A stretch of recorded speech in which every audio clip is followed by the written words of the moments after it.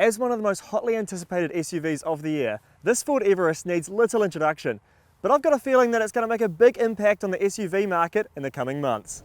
On the road, there's no getting past the fact that this Everest, it's still a ute-based SUV. It obviously shares a platform with that new Ranger, and while the ride isn't as refined as, say, something like a Range Rover or a luxury SUV, it's more than adequate for most Aussie families. It's exactly what they'd need. So the biggest news about this Everest, aside from this fancy new interior with all its fancy screens and etc., are the new engines. Well, technically only one new engine because it retains that same 2-litre bi-turbo diesel engine that it had in the last generation, but it gets a big V6 single-turbo diesel that sits at the top of the range. Now so far, we've driven a couple of iterations of this Everest. We started out in the 4-cylinder, we went to the Platinum, the range-topping V6, and now we're in the V6 Sport, which is kind of a middle ground between the two because it still gets that big 3-litre diesel and everything's blacked out, so there's no chrome, and in my opinion, it looks a lot better. When it comes to the differences between the two engines, with that 2-litre, you get 154 kilowatts and 500 newton meters.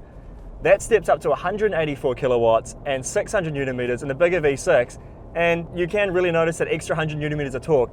The bigger V6, it really does a good job of shoving you down the road. In comparison to the big range-topping Ranger Raptor, this Everest actually packs more torque, but obviously loses out in the power ratings with only 180 kilowatts versus the around 300 of that Raptor. So when it comes to the Everest, there's obviously good and bad points.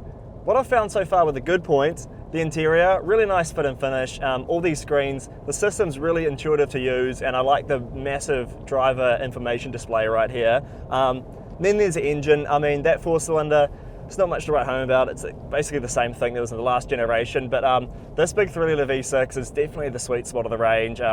More than enough power and torque to tow, and more than enough to just pass on the open road. In terms of the bad, I guess there's the ride, which, as with any ute-based SUV, it's not going to be amazing. You're not going to need a trip to the chiropractor after a long drive, but also saying that, I mean, it's not going to win any awards. And also, I've got a bit of a bugbear with the shifter down here. It's kind of a strange unit in the fact that you move the whole thing back when you select the gear you want, and just over the last few years, you've come to expect the shifter button to unlock it to be located on the side. Instead, it's on the front, and on the side is where the manual shifter buttons is if you want to chop and change for that 10-speed transmission. So yeah, it's just a kind of strange thing to use. As standard, the Everest gets that same 10-speed automatic transmission that Ford has been using for quite some time now.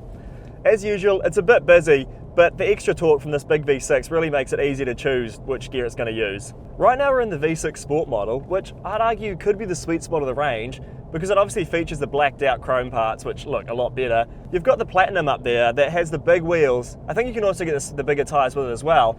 But for our time in the Platinum, we were in the car with the big wheels and the smaller tyres, and you definitely notice a more cushy ride in this one.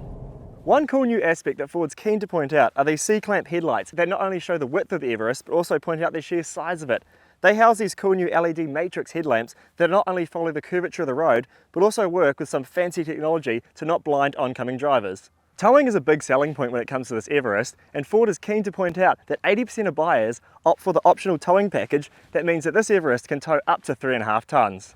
The same goes when it comes to boot space, as space is aplenty in the Everest. With the third row of seating in place, there's access to 259 litres of space. This figure jumps to 898 litres with the third row folded, and again to a massive 1,823 litres with just the front seats in place. In terms of pricing, the entry-level point to this Ford Everest is the 2-wheel drive Ambiente, which starts around 58 grand. To get into the entry-level 4-wheel drive Ambiente, you're looking at around 63 grand. And if you're looking to get into this beautiful Platinum one that seems so popular with Aussie buyers right now, you're going to have to shell out at least $83,000. Aside from the addition of that V6 power plant, the other big change that came to the Everest was this brand new interior that features a large portrait mounted screen mounted right in the middle of the dash. In the lowest spec model, the Everest gets a small 10.1-inch touchscreen display, whereas across the rest of the range, you get a large 12-inch display. The same goes for the digital instrument display sitting behind the steering wheel here. Most of the range gets an 8-inch screen, whereas this range-topping Platinum one gets a 12.4-inch screen. Wireless Apple CarPlay and Android Auto both come standard with the system, and the two range-topping variants get wireless chargers as well. If buyers opt for the range-topping Platinum variant, they also get a magnificent Bowers & Olufsen sound system. Another great option that comes standard on this Platinum variant is the Napa leather that covers the whole cabin. As you'd expect from a full-size SUV like the Everest, head and legroom is generous across both front rows of seating, but if I did have a bugbear here, it's the strange door handles that are integrated into the armrests. It's just a little weird. Back in the third row of seating, space isn't overly generous, but I fit and it's reasonably comfortable. The roof-mounted air conditioning vents are a nice touch as well. As a whole, Ford's new Everest is bigger, more refined, more spacious, and filled with more tech than you'd probably ever need.